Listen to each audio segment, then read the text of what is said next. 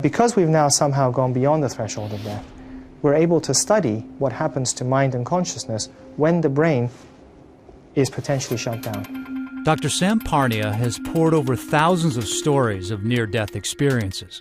He is trying to explain what happens between life and death. Is there a soul?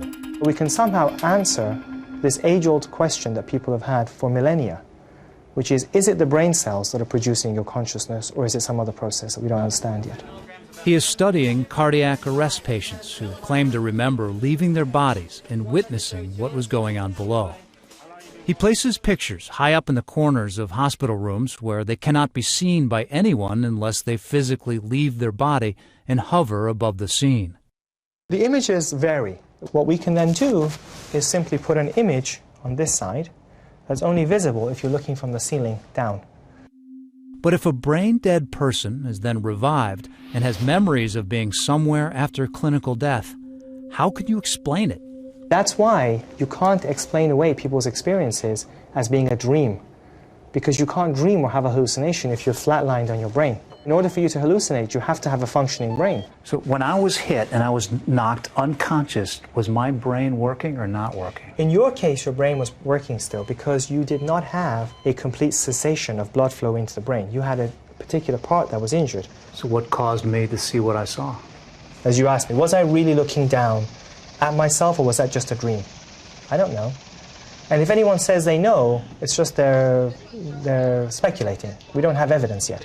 What we know is that when someone dies, that process of dying and the cessation of heartbeat and circulation to the brain will trigger a part of the brain that mediates people having an out-of-body experience.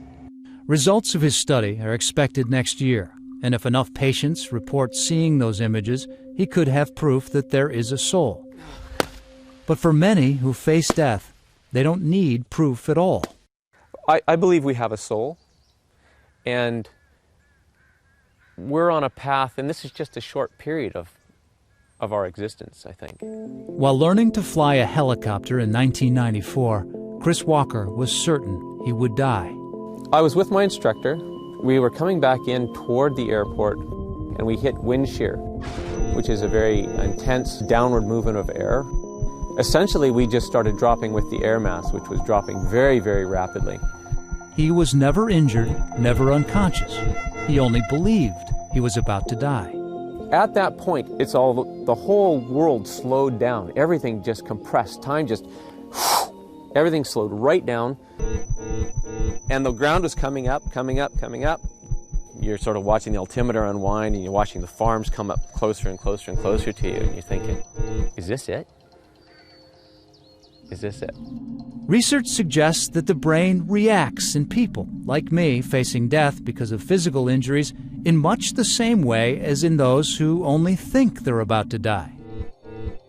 This is when I had the experience of seeing my whole life as if it were a film sped up very fast. While the helicopter plummeted, Chris Walker watched his life flash before his eyes. It was a blur of color. And every once in a while, you'll get this just fleeting glimpse of something you recognize. It'd be places I knew, say as a kid. It's like a packaging almost, of all that stuff you've done to take with you to wherever you go next.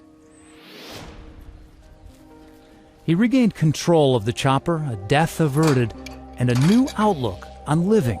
Every single day, whatever I'm doing is just really taking it to heart, because it makes even little things,